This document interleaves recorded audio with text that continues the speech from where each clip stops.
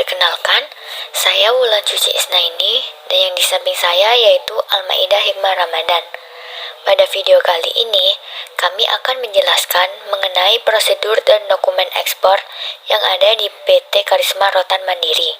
Sebelum itu, izinkan kami untuk menjelaskan gambaran atau profil dari perusahaan PT Karisma Rotan Mandiri.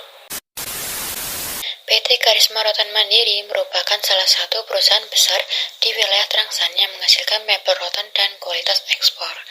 Perusahaan ini berdiri pada tahun 1998 oleh Bapak Supriyadi. Awal mulanya, perusahaan ini merupakan perusahaan perseorangan dalam bentuk home industry atau perusahaan kecil yang menjadi pekerjaan sampingan. Bapak Supriyadi bermaksud untuk mengembangkan usaha kecilnya sebagai pengrajin rotan. Bapak Supriyadi juga pernah menjadi karyawan harian, jadi beliau mengerti betul usaha rotan. Pada tanggal 15 Mei 1998, Bapak Supriyadi resmi memiliki perusahaan sendiri berbentuk PT dengan nama PT Karisma Rotan Mandiri. PT Karisma Rotan Mandiri dalam waktu yang relatif singkat mampu berkembang dengan pesat dan merupakan salah satu perusahaan mebel yang besar di wilayah Sukoharjo. Negara yang menjadi tujuan ekspor PT Karisma Rotan Mandiri antara lain Jepang, Kanada, Inggris, Swedia, Italia, Amerika, dan beberapa negara Eropa lainnya. Dalam memasarkan produknya, PT Karisma Rotan Mandiri juga mempunyai agen pemasaran di luar negeri. Agen tersebut juga berperan penting dalam mempromosikan produk-produk dari PT Karisma Rotan Mandiri, sehingga usaha perusahaan ini semakin maju dan menjadikannya sebagai perusahaan terbesar di wilayah sentra industri rotan di Trangsan. Baik, selanjutnya untuk struktur organisasi PT Karisma Rotan Mandiri dapat dilihat pada gambar. Dari bagian yang ada pada struktur organisasi, bagian yang melakukan kegiatan ekspor secara langsung yaitu bagian manajer pemasaran. Bagian manajer pemasaran bertanggung jawab terhadap pemasaran hasil-hasil produksi PT Karisma Rotan Mandiri. Dan bagian ini dibagi menjadi dua unit, yaitu yang pertama, unit ekspedisi in dan out atau pengiriman. Unit ini bertanggung jawab atas segala pengiriman barang yang telah dipesan kepada buyer dan juga bertanggung jawab atas inventaris alat angkutan perusahaan, serta mengurus dokumen-dokumen untuk pengiriman produk. Yang kedua yaitu unit promosi. Unit ini bertugas untuk mempromosikan produk-produk perusahaan sehingga dapat memperluas pasar ekspor. Selain itu, juga bertanggung jawab atas pelaksanaan transaksi perusahaan dengan buyer. Prosedur ekspor perusahaan PT Karisma Rotan Mandiri. Prosedur yang pertama yaitu PT Karisma Rotan Mandiri melakukan kegiatan promosi untuk mendapatkan buyer atau importir. Promosi sendiri merupakan upaya dari PT Karisma Rotan Mandiri untuk memperkenalkan produk atau komoditas yang dihasilkannya kepada importir. Promosi tersebut antara lain melalui beberapa cara seperti yang pertama, pameran dagang. PT Karisma Rotan Mandiri akan mengirimkan salah satu perwakilan dari perusahaan untuk mengikuti pameran tersebut. Namun bukan sebagai supplier tetapi hanya sebagai pengunjung yang membawa brosur atau leaflet dari PT Karisma Rotan Mandiri untuk ditawarkan kepada pengunjung pameran yang lain. Yang kedua yaitu mendatangi sendiri calon pembeli di luar negeri. PT Karisma Rotan Mandiri selalu mengirimkan pimpinan perusahaan dalam mendatangi calon pembeli di luar negeri. Yang ketiga yaitu mengundang calon pembeli atau foreign trade mission ke PT Karisma Rotan Mandiri. Nah, calon pembeli yang diundang ini kebanyakan adalah buyer-buyer lama yang telah menjadi langganan. Yang keempat yaitu mempergunakan agen di luar negeri. Yang kelima yaitu melalui internet. PT Karisma Rotan Mandiri ini memiliki website sendiri yang bernama www.karismafurniture.com serta menggunakan fasilitas email untuk proses promosi, penawaran barang dengan buyer sampai dengan adanya sales contract. Prosedur yang kedua yaitu PT Karisma Rotan Mandiri melakukan korespondensi dengan importir.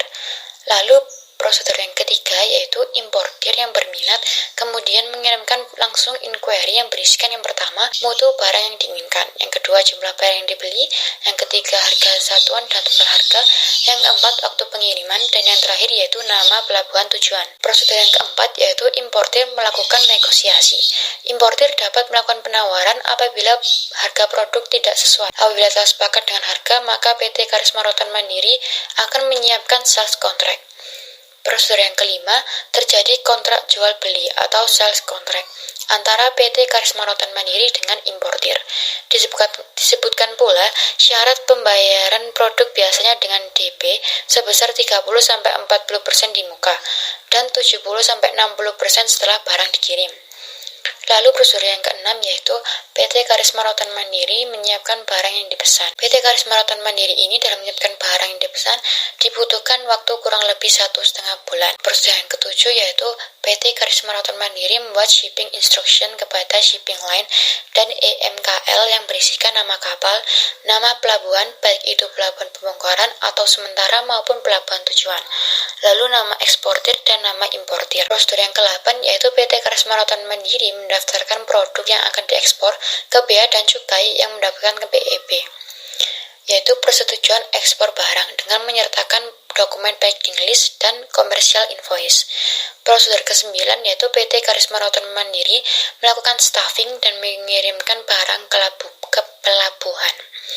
Nah, ada beberapa hal yang perlu diperhatikan ketika staffing. Yang pertama, kontainer harus bersih dan aman bagi produk yang ditimbun. Yang kedua, berat terbagi rata. Yang ketiga, penempatan harus sesuai dengan kubikasi kontainer. Yang keempat, komoditi yang berat di bawah dan yang ringan di atas. Yang kelima, memanfaatkan ruang kontainer secara maksimal. Nomor 6, menyesuaikan kondisi kemasan dan besarnya barang. Yang ketujuh, kemasan yang mudah pecah tidak boleh tertekan dini.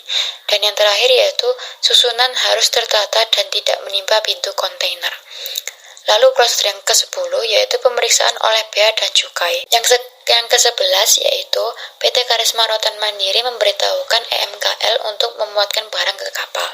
Lalu prosedur yang ke-12 yaitu PT Karisma Rotan Mandiri mengajukan surat permohonan ke Deperindak Surakarta untuk mendapatkan SKA. PT Karisma Rotan Mandiri ini juga menyertakan BI, PEB, invoice, packing list sebagai syarat dalam mendapatkan SKA. Lalu prosedur ke-13 yaitu PT Karisma Rotan Mandiri memberitahukan kepada importir bahwa barang telah dikirimkan dari Pelabuhan Semarang dengan mengirimkan kopi invoice dan packing list melalui faksimile. Prosedur ke-14, buyer melunasi kekurangan pembayaran 70 atau 60% dengan TT atau telegraphic transfer kepada PT Karisma Rotan Mandiri. Setelah ada kepastian buyer melunasi pembayarannya, maka PT Karisma Rotan Mandiri akan mengirimkan BI, invoice, packing list, SKA, dan sertifikat fumigation. Lalu yang terakhir yaitu barang akan diterima importir. Dari alur prosedur yang telah dijelaskan, dapat diketahui terdapat beberapa dokumen yang digunakan PT Karisma Rotan Mandiri untuk melakukan kegiatan ekspor, yaitu yang pertama invoice. Invoice berisi informasi lengkap mengenai barang yang diekspor. Dokumen ini dipakai sebagai dokumen pembuktian suatu transaksi. Yang kedua yaitu packing list. Packing list memuat perincian lengkap tentang barang yang terdapat dalam peti, kardus, dan sebagainya, yang fungsinya untuk memudahkan pemeriksaan oleh Bea Cukai. Yang ketiga yaitu sales contract. Sales contract memuat kesepakatan antara PT Karisma Rotan Mandiri dengan pihak bayar. Pihak yang membuat sales contract ini yaitu PT Karisma Rotan Mandiri. Yang keempat yaitu bill of lading. Dokumen ini merupakan dokumen pengangkutan atau penyerahan barang yang dikeluarkan oleh perusahaan pelayaran, yang di dalamnya memuat informasi lengkap mengenai nama pengirim, nama kapal, data muatan, dan nama pelabuhan muat dan bongkar. Yang kelima yaitu sertifikat fumigasi. Sertifikat ini menerangkan bahwa barang yang dikirim oleh PT Karisma Rotan Mandiri telah disterilisasi dari hama yang dapat merusak barang ekspor. Pihak yang menerbitkan dokumen ini yaitu PT Sucovindo. Selain itu, juga terdapat beberapa dokumen lain seperti pemberitahuan ekspor barang yang digunakan untuk memberitahukan pelaksanaan ekspor barang. Pihak yang menerbitkan PEB ini adalah PT Karisma Rotan Mandiri. Dan dokumen yang terakhir yaitu Certificate of Origin atau surat keterangan asal yang merupakan surat pernyataan yang menyebutkan negara asal suatu barang. KA ini diperoleh dari Deperindak atau Departemen Perindustrian dan Perdagangan. Dari penjelasan-penjelasan sebelumnya, maka dapat disimpulkan bahwa prosedur ekspor yang dilakukan oleh PT Karisma Rotan Mandiri sudah benar dari awal hingga akhir pelaksanaan ekspor. Namun, dalam pembayaran ekspor sebaiknya PT Karisma Rotan Mandiri menggunakan LC atau Letter of Credit daripada TT atau Telegraphic Transfer. Karena dengan Letter of Credit, PT Karisma Rotan Mandiri akan terjamin pembayarannya dan menghindari resiko tidak dibayar oleh buyer karena dijamin oleh bank koresponden. Nah, dokumen-dokumen yang diperlukan pun sudah bisa dipenuhi oleh PT Karisma Rotan Mandiri. Namun, dalam dokumen sales kontrak sebaiknya antara dua pihak, yaitu PT Karisma Rotan Mandiri dan buyer, mencantumkan hak dan kewajiban masing-masing agar di kemudian hari tidak terjadi klaim dagang. Pihak-pihak yang terlibat dalam pelaksanaan ekspor PT Karisma Rotan Mandiri juga sudah memenuhi syarat dalam pelaksanaan ekspor sehingga hubungan baik antara PT Karisma Rotan Mandiri dengan pihak-pihak yang terlibat perlu tetap dijaga dan ditingkatkan. Sekian penjelasan dari kami mengenai prosedur ekspor yang dilakukan oleh PT Karisma Rotan Mandiri. Apabila ada salah kata, kami memohon maaf dan atas perhatiannya kami ucapkan terima kasih.